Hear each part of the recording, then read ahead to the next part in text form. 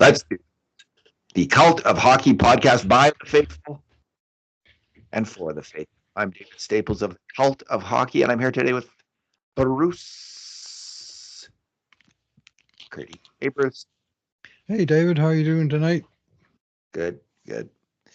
Saw one of my old friends today, and I hadn't seen him in a while. He accused me of being an Oilers apologist. What could be worse? I said, well, I am a fan, and I do try not to be too negative, so I thanked him for that. So anyway, he lives in Calgary now. I think he's a secret Flames fan. Mm-hmm. I don't think he listens to this podcast, but that'll get his goat. All right, Rock. What's his name? Rock. Bruce. 7-1 Oilers win. Very, very satisfying. Very nice. Why don't we get right into it? Two good things, two bad things, and two numbers. One, well, we're going to actually have two conundrums at the end. So, two conundra on the tundra. All right. What's your good thing? Yeah, I'm going to say welcome back, Matias Ekholm. What a terrific game. He got back in the lineup after a 6-game absence, and I was keen to see what sort of shape this player would be in. Well, my worries there are resolved for now, because I thought we saw sort of vintage Ek in this game. Of course, he scored a goal on a wicked shot in off the post from the center slot. A couple of assists, including a bomb of a stretch pass that Bouchard tipped on to McDavid, that we'll talk more about later. But a beautiful pass. Like, he stepped back in his own end with like 8 seconds to go in the period, and I'm going, come on, shoot it up. And then sure enough, bam, up it goes, and in it goes. And he just seemed to be, like everywhere, doing the right things, like he always does. 21 and a half minutes, 25 shifts to lead the team, 3 shots on goal to lead the team, a couple of hits, 4 block shots. So, nothing negative anywhere on his event summary. And then on the ice for 18 shots for to 10 against, and 3-1, I guess, in goals. I guess he was out there when they scored. And what the heck does that number say? 81% expected goals. Like, the Oilers basically dominated the game anytime Ekholm was on the ice. And I just thought he was sort of a little bit of everything, which is how he plays when he's at his best. So very, very fine performance from the veteran Swede, and great to see, because in all the games he played, like maybe 10 games before he went out of the lineup, he never played close to this good. Like, he was really playing poorly, especially for him. He's a player Oilers rely on to be excellent, and he was far, far from that. So the time off seems to have done him some good, because boy, he just jumped back in the lineup and looked like good old Ek. So good old Ek is my good thing. He really was good. And it was an interesting, Bruce. This is the first game that we've seen the Oilers with their top 4. Nurse Wallman on one pairing and Ekholm Bouchard on the other. And, well, it looked pretty good today, of course.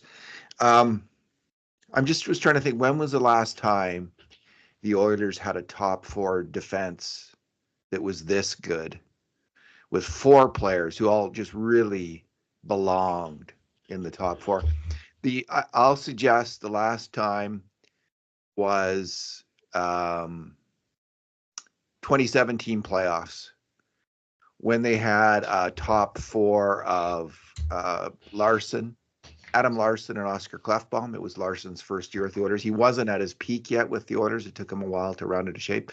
But this was the absolute peak of Oscar Klefbom's hockey career. And he was a fantastic hockey player at his peak before injury took him out, slowed him down, and then took him out.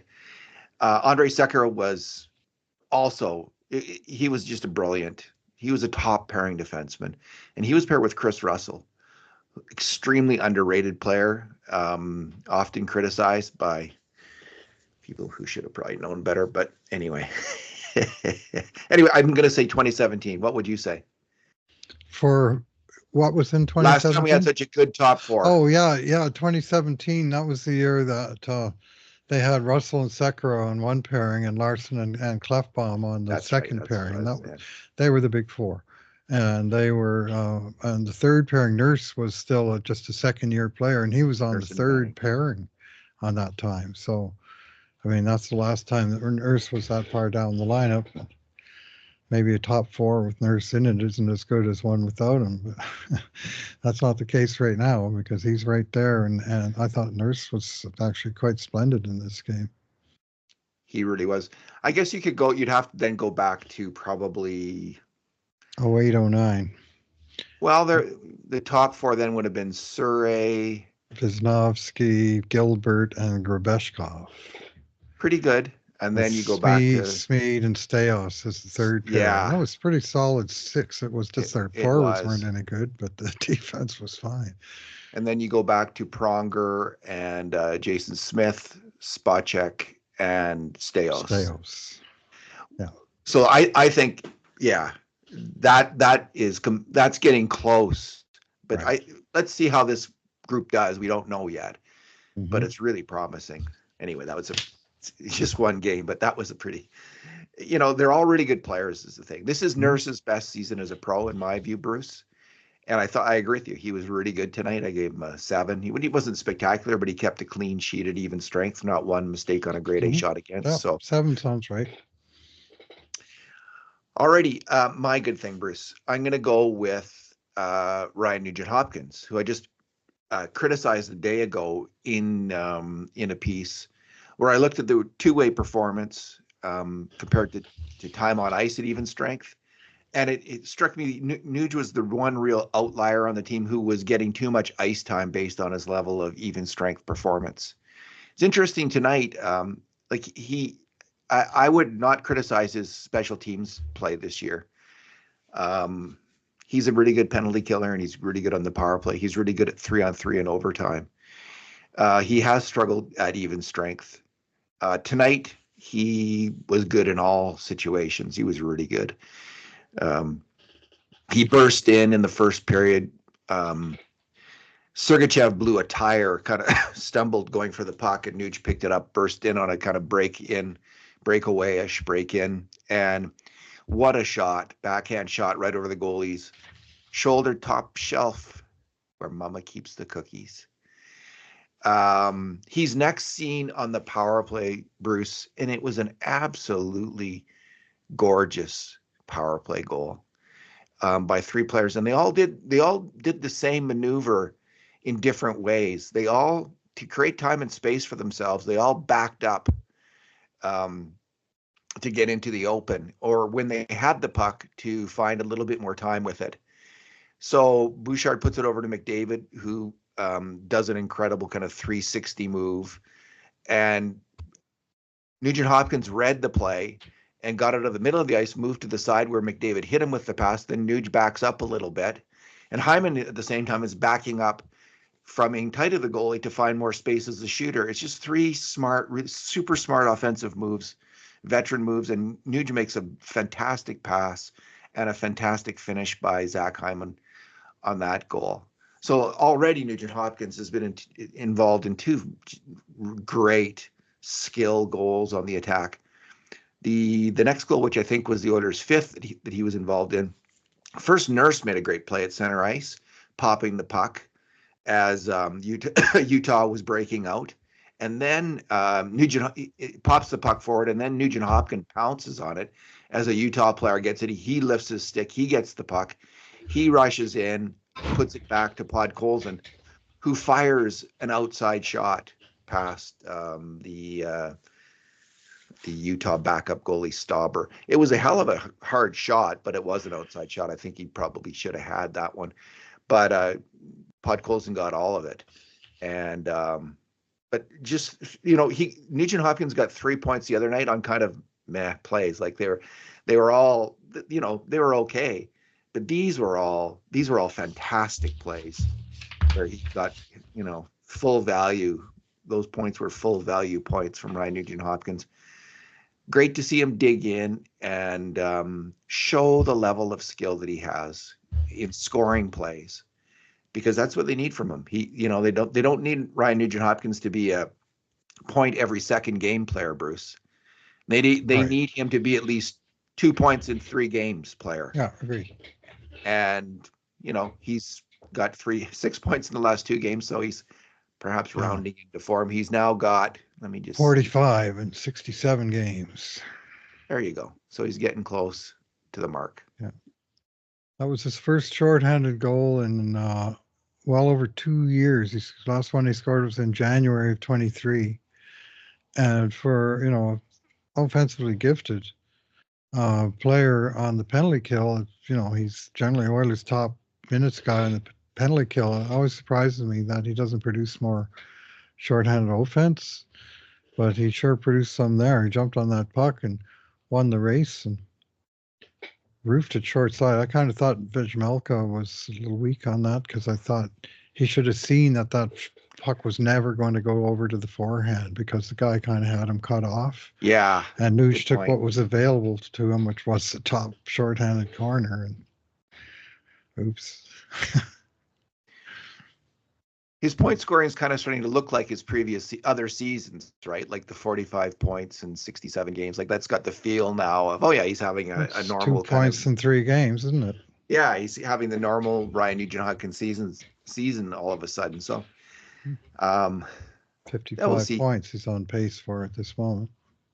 What matters with Nugent, all these players, it's how they do in the regular season, but it really is, how does he do in the playoffs? How do these veteran players do this year in the playoffs? And I'd love to see him come through like he never has before. It's a real possibility he'll do so. But we'll see. He hasn't been good in the last. I'm going to push back a little bit, at least offensively in the playoffs. Last 3 years, 14 points in 16 games, 11 points in 12 games. And last year, 22 points in 25 games. Playoffs, that's pretty good. But he's not been a dominant player, but he's sure been a productive one, I guess. I'm going to suggest go with that. A lot of those are on the power play. I'm going by Bruce, the work that we do at even strength on grade A shots. What we've seen in each of those years, I'm pretty sure at least the last 2 years, is a real marked decline in his two-way performance as measured by creating grade A shots at even strength and mistakes on grade A shots against. We've seen his number get about cut in half each playoff season. So to me, that's indication that at even strength, he's just not pushing through like you'd hope in the playoffs. I mean, he scored some big goals. I'm not saying he hasn't had any good moments. And he's last year in the power play, he was part of that, unreal power play. But anyway, that's what I'd say. 23 points at evens and 23 on the power play. There you go. Those 3 years. So I mean, he's certainly the power play. He gets a higher percentage of his points on the power play than probably anyone. They still count though, don't they? They sure do. They sure do. I don't want to underrate. Assist to Hyman. We called it a power play goal, even though the guy just got out of the box, but he wasn't close to being back in the play. So it was. Yeah. We have a lag of 4 or 5 seconds, depending on if it's the near door or the far door, pretty much. But if the guy just never even entered the frame, so that Edmonton still had the 5-on-4 when Nuge set it up for Hyman's tap in. But officially, it'll go down as an even strength point. In real terms, he had a point on each of shorthanded power play and even strength tonight, which is a pretty nice night's work. He was really good. All right, Bruce, your bad thing. Yeah, I'm not beating the bushes too hard to find bad Oilers in this game, because I didn't see any, but I sure saw some bad hockey in this game. So I'm just going to go with the Utah Hockey Club as my bad thing. Wow, they were in this game. Man, they just didn't have it in this game at all. They won some tough games lately, and this one just got away on them. And they never really pulled it back together. They did have 30 30 shots on net, but they allowed 42, and they were just so loosey goosey. Well, like when they had the puck in the offensive zone cycling, they'd look okay. But behind them was just wide open spaces. They counted on the broadcast 5 breakaways. And I think, well, for sure, 4 were breakaways. Nuge had one, Hyman had one, Janmark had one, another shorthanded breakaway. Kapanen had one that he fired over the crossbar. I'm thinking, did Hyman have another one where he was kind of in behind everyone? I'm trying to can't in the quite recall third, the 5th one, but anyway, in the third period. there was lots of wide open spaces for Oilers, and I just thought the visiting team, and this is the first time I've seen this really in quite a while. It's, the sloppy hockey was on the other side of the puck, and the Oilers won this one in a laugher, in large part because they played really well, but they just did not meet a real strong effort from the visitors. And I think once it got to 3-0 there, right at the end of the first period, that was the death knell. But then they pulled their starter and they kind of put up the white flag. After that goal by McDavid, I mean, one. like, it just took the life out of him. So the grade A shots, Bruce, were 24 to 14 for the Oilers. 24.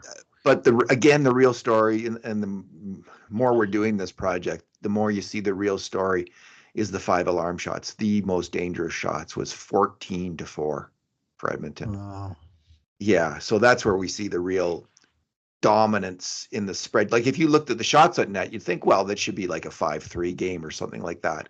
But 14 to 4 and 5 alarm shots starts to look more like a 7-1 game. Like, not quite like that, but it's very indicative of the real story of who dominated the game. I'm starting to think.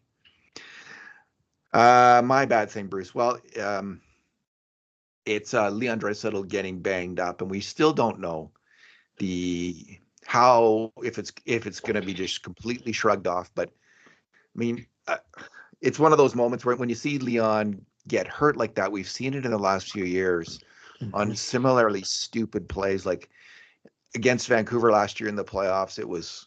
He got like cross-checked in the back. It didn't look that serious. He took 2 hits in a row, right in a row. Yeah. And he just was never the same player in the playoffs. It just took the game out of him. And, the Mikey Anderson throwing to the ice was just horrific. Filthy. I just hated that. I can't stand Mikey Anderson. Still hate it. So do I. Hate that.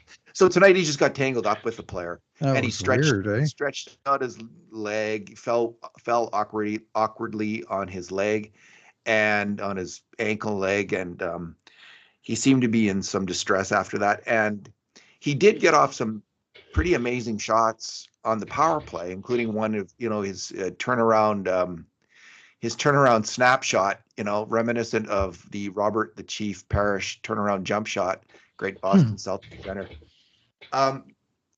So he got that off, and he got off some other great shots on the power play following that, and he did look okay-ish, but he did not get a point tonight. All these points tonight had it out, and his 18-game point scoring streak ended. So it's none of that matters compared to the injury, though.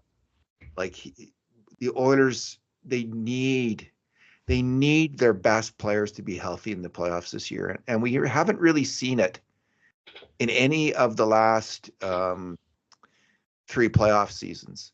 Now, maybe all teams, maybe no team ever gets that. Maybe they're all hiding something always, but it seems like sometimes teams that win the cup have what they call really good health, like Florida last year. Mm-hmm. And I want to see I'm desperate to see McDavid, Draisaitl, Nurse, Ekholm, Bouchard, like just really good health through these playoffs, because I just think it's crucial to the Oilers' chances of winning the cup. And I think they will. If that happens, I think they will win the Stanley Cup. It comes down to little incidents like we just saw in tonight's game with Draisaitl. Can he avoid getting some kind of weird hyperextended or what is it, high ankle sprain from Might have been injury. a groin pull, even. Like, it's like his skate came down on top of the other guy's foot, and he did just funny. His legs kind of split apart, and he came down. And he was favoring one leg, but sure looked like it might have been a pulled groin. Yeah. Anyway, Hope if it is, sit out, man. Just sit out for a while. Don't play. So well, yeah, that's the really odd thing about what happened tonight. yeah, he kept playing. He kept playing, yeah. So I'm going to talk about that with my number, I think. All right. Okay. Well, why don't we get right to it, Bruce? Okay, here's my number. 22 minutes and 23 seconds. This is the ice time played by Leon Draisaitl, skating through some kind of injury in a 7-1 game. 22 minutes and 23 seconds. And let's think, well, that's pretty normal for him. Well, let's look at the whole rest of the forward core. Connor McDavid, second at 16:46. 5 minutes and 37 seconds more than anybody else. Draisaitl played in this game, skating through that. And I have to be wondering, I mean, I wanted to be out there and scoring, of course, but I have to be wondering, what in the hell are they thinking? Maybe it was a blessing in disguise. If he gets that point, then he's going to force himself into the next game rather than maybe doing the right thing and taking a game off. You know, if he extends a streak, just because players, they want to extend those streaks. He played to extend the streak, right? Like to get a point. Or to get number 50, yeah. And then neither, Yeah, or to course, get happened. he's going to get 50, but well, yeah, no, I think it's the streak that drove it, and he's probably asking to get out there, like, and he wants to get out there. So, and I don't blame him for wanting that and asking right. that, but Oh, it's not him I I'm questioning exactly here. I'm just kind of wondering what the coaches of game personnel management is that? When the guy who's clearly hurt early in the game and spent time with the trainer winds up playing like way more than anybody else. It wasn't just a few seconds, David. It was 5.5 minutes. They scaled back everyone else except him. And it's strange. Like I'm scratching my head, thinking he wanted to get that 50th goal because he knows something's wrong and he might be out for a while. I honestly don't know, David. I'm a little nervous to see what happens in the next couple of days in terms of word on this player. I haven't seen him look that concerned. I mean, he has a lot of expressions. He's a very charismatic guy, as you know. He wears a lot of expressions on his face, but consistent concern and shaking of the head is not generally part of the repertoire. But tonight there was clearly reason for something wasn't right. Well, he did come back after the second period. Like, if it was like a groin injury or something, like those things can't tighten up, so he might not come back. But it's a good sign that he played the whole game, I think. So I'm hoping it's not much. He just needed to stretch it out, maybe. So they just gave him a little extra time to do that. Possibly. Takes a lot to take him out of the lineup, as you know. He just plays. He's like get that. What was it? The 22 playoffs when he was on one leg and scored 2 points a game. Like, points, yeah. Oh my goodness. Bruce, my number is 4, as in 4 seconds. That's how long it took for the 4 most, I'm going to say, sublime seconds of the Oilers season, which we witnessed in tonight's game.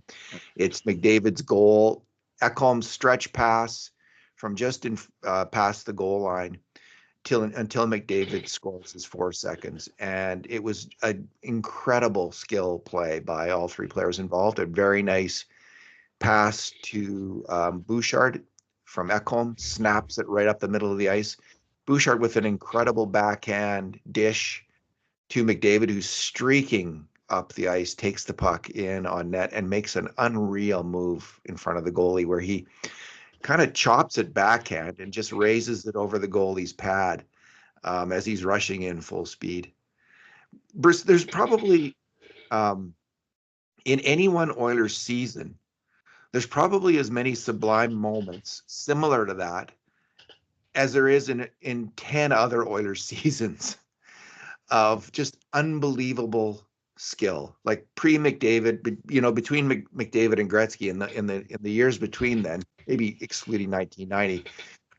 But the amount of unbelievable skill goals and plays that we see each year, there's just almost something every game which is out of this world fantastic.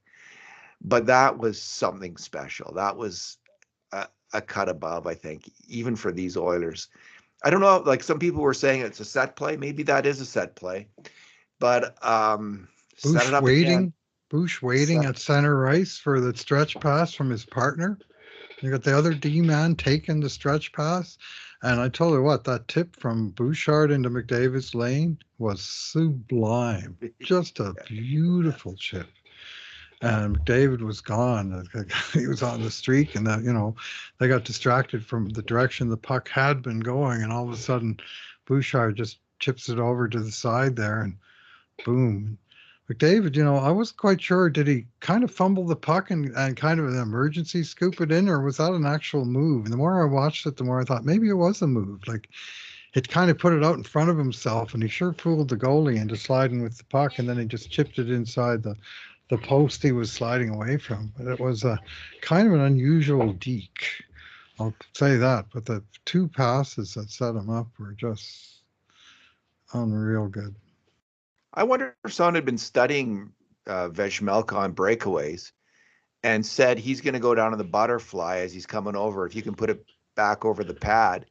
Because you're right. When I first saw it, I thought it was a mistake as well, that he had fumbled the puck and then kind of chipped it in or got it in almost by accident. He got away with it. But when you watch it again, it does seem more like he did this all on purpose, laid the puck there, and then just chipped it up over his pad. It was an incredible goal. And to do that, Bruce, going as fast as he is going, most people would pass out with fright if they ever went that fast on their hockey skates. Those boards are coming fast. That's right. It's like, no. But here he is executing this incredible move at that kind of speed. That was so good. And it's great to see Ekholm and Bouchard combining again. Like, they're such a great partnership. Yeah. They have been, and they weren't there for about a month, right? They were both suffering pretty good. So it's great to see them, because when those two guys are going and working together, they're as good as any pair in the NHL. They are a fantastic defensive pairing, and the Oilers need that, and they haven't had that, so they had it tonight and they won. Bruce, let's talk about the conundrums, and It's just two lineup things. Skinner on the top line, and the decision to go with Stetcher over Emberson on the bottom pairing. What did you think of, first of all, the promotion of Jeff Skinner, and how did you think he played? I thought he earned it. I went on a little rant here in our last podcast as to how great he played in the first period, and how he clicked with McDavid and Arvidsson in that game, and then they just never gave him another look. Skinner did play 4 or 5 minutes, I think, with McDavid in that game. It was Arvidsson that really got pushed back down again. But I think we're seeing the good Jeff Skinner right now. And I don't doubt that this is a player that has his ups and downs, and a lot of scorers do. When they're scoring, they're going. Right now, he's not scoring, but he's sure doing a lot of things right. And how many grade 8s for him tonight? I'd like to know. He was in on 5 at even strength. Yeah, so which is a really good night for a nice number. Yeah, especially one who's not on the power play, or certainly the first power play. And just smart and heady plays, I thought he was making, getting puck to good places, and being a little disruptive to Utah, and then doing something with the puck. It wasn't like he was firing dozens of great shots himself, but he was just making lots of smart and crafty little plays. He just had 2 shots in the game, but I think you'll see of those 5, mostly they're passes or one battles. And I know he was, I think, the 4th man in on the was it this Hyman goal that made it 4-0? Yeah, he was the one who sort of started. He started the cycle, and then it went from him to McDavid to Ekholm to Hyman and into the net off of Hyman's rear end, I think. Anyway, it was Skinner's one battle that basically was the reason Edmonton had possession. Then he did the smart thing and got it to McDavid, and good things happened. So no points, and I'm not sure. I don't think, did he have any in the game? He did not, No. but he was +2. Yeah. And I thought pretty good and not a bad idea. I mean, last game they had was it Kapanen and Henrique on McDavid's line? Yes. Yeah. You know, like two guys that barely score at all. So getting Hyman back clearly helped, but I thought it was a good decision to push Skinner up, and I thought he rewarded Knobloch with a good game. And I hope, despite the absence of scoring, I hope Knobloch recognizes the package of that Skinner delivered in this game in terms of good plays and nothing negative. I think he's a lot like he and Nugent-Hopkins have a similar issue at even strength. They're both slightly smaller players for NHLers, and they both, to succeed, they're both high skill players. Right. But to succeed, they've really got to dig in and battle. Like they've got to both kind of raise their normal level of battle to higher frequency. And I think that's what Skinner has been doing, and he did that again tonight. Like that play you talked about, he won a board battle initially and then got it over.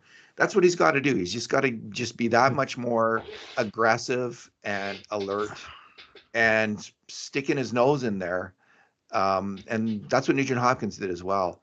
Both of those players, if they do that, can have, obviously they can succeed at, I think, at even strength, but it doesn't come, I don't think it comes naturally to either of them to be that kind of, like, to play that kind of Hyman or more Arvidsson kind of game where you're, grittier, getting in there, battling. But that's when those two do that, they're highly effective hockey players. So, I'm thinking too on the unassisted Arvidsson goal at the end. That was also Skinner was the first guy in that was creating grief for Utah on the forecheck. And then Nugent-Hopkins got it, and he never got a point either, but they sort of forced the puck right into the front of the net where it got bobbled, and Arvidsson was able to tuck it in. And again, it was the whole reason the puck was there in the first place was Skinner had been persistent on the forecheck. Wasn't that Podkolzin? Was it? I think because I was checking because I thought actually I might be wrong. I thought actually Podkolzin deserved an assist. Oh yeah, it was 92. Yeah, my bad. I'm thinking of a different play. I think he got his stick on the puck and the same time as Arvidsson, and he should have got an assist. I think he got. Hopefully, add that to his total. Host, eh? Yeah, a little bit. I think he did. Yeah. So Bruce, I generally agree with your assessment, though. Like I think he really did earn it tonight and played well. And I would hope that he's back there next game. Let's see how he can do again. On the other one, I'm not surprised at all Stecher played over Emberson. Emberson's really been struggling in the last, let's say, 3 weeks. His game's fallen off considerably. He's losing battles. He's not moving the puck well. He's looking like an AHL player all of a sudden, whereas he was looking like a rising NHL player for December and January. He really fell off, whereas Stecher has been playing better. He started out strong. I think Stecher kind of went into a weaker period, and now he's coming back and he's playing really good hockey. I'm still interested to see whether John Klingberg is going to ultimately take that role. We don't know what Klingberg's injury is. Bob Stauffer was saying that he blocked a shot and that's how he got hurt. So we'll find out. I wouldn't be surprised if it's Klingberg and Kulak. But Klingberg is going to have to get healthy soon and, earn that spot. But Stecher, he's a smaller player. He loses battles sometimes because he's a smaller player. He just doesn't have the reach to pick off passes or to take out a guy.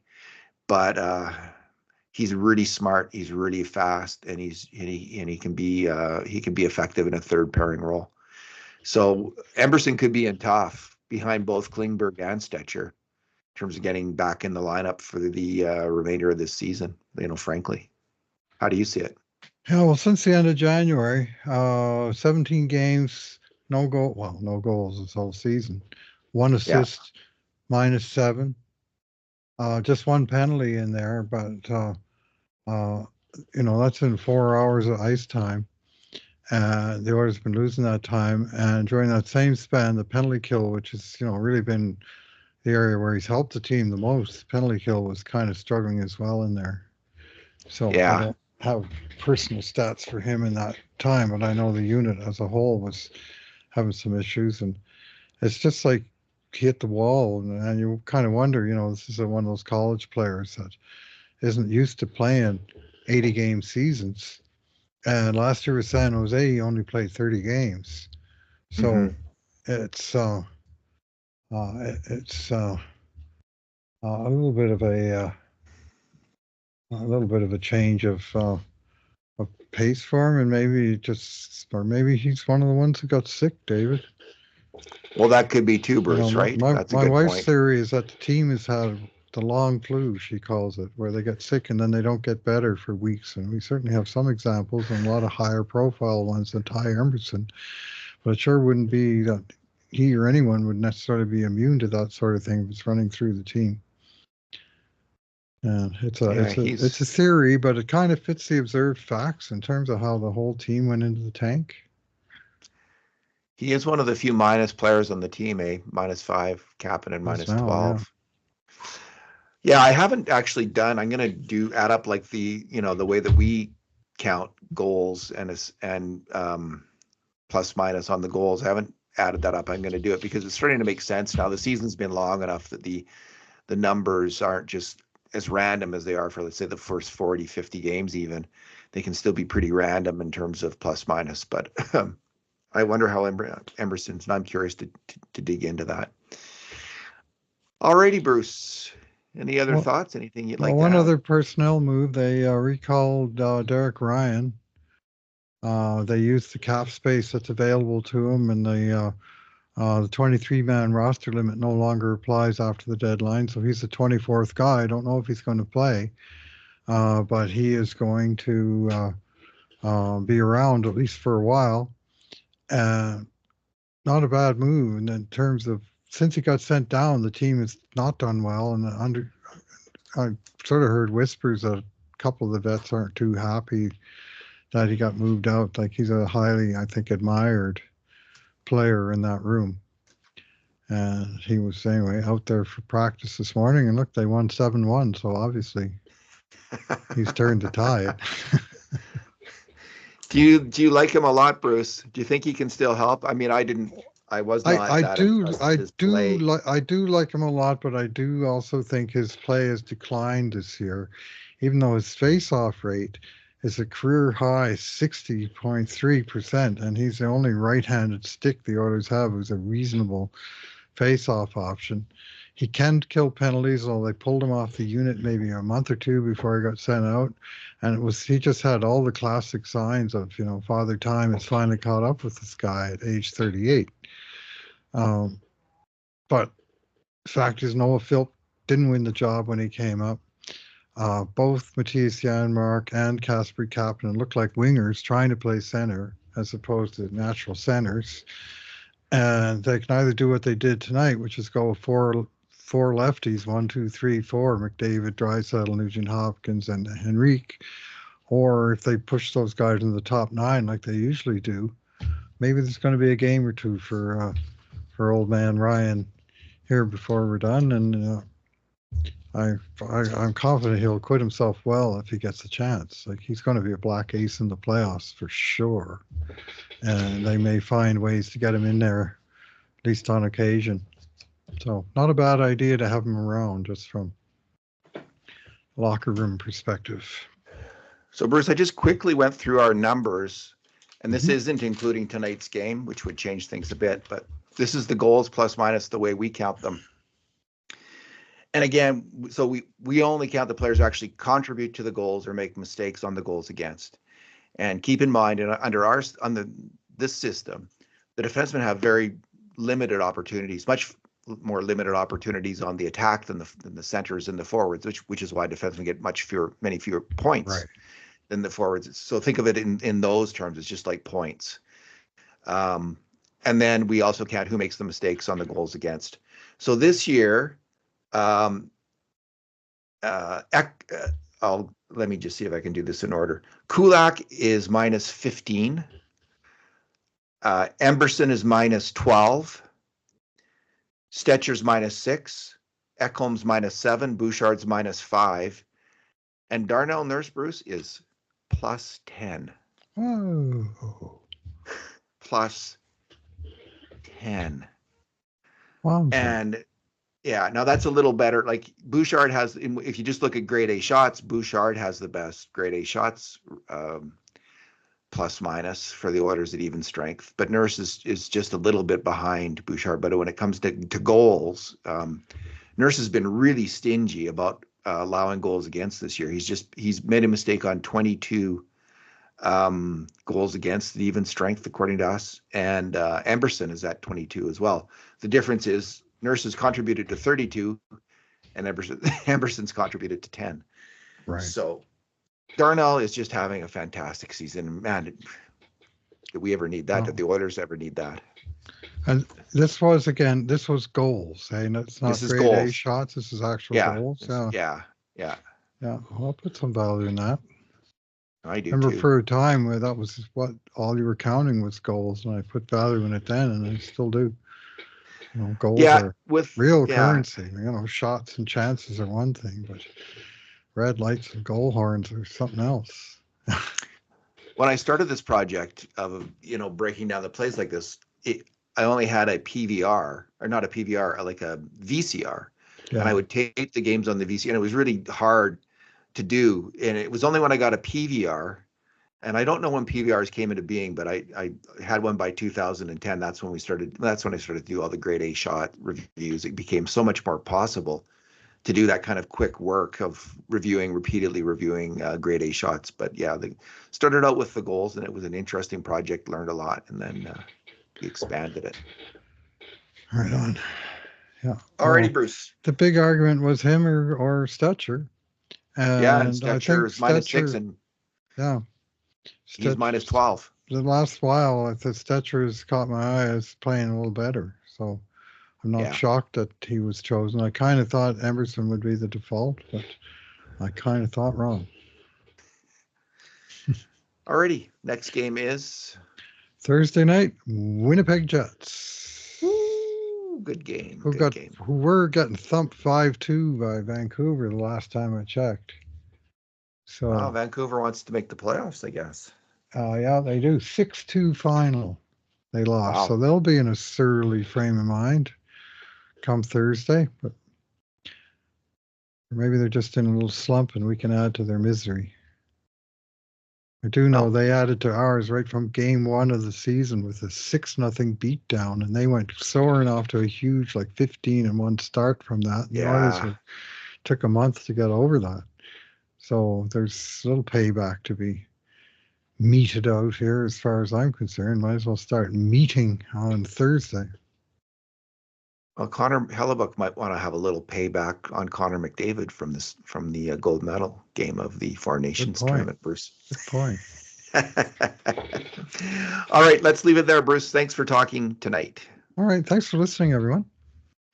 And in the meantime, and in between times, this has been another edition of the Cult of Hockey podcast.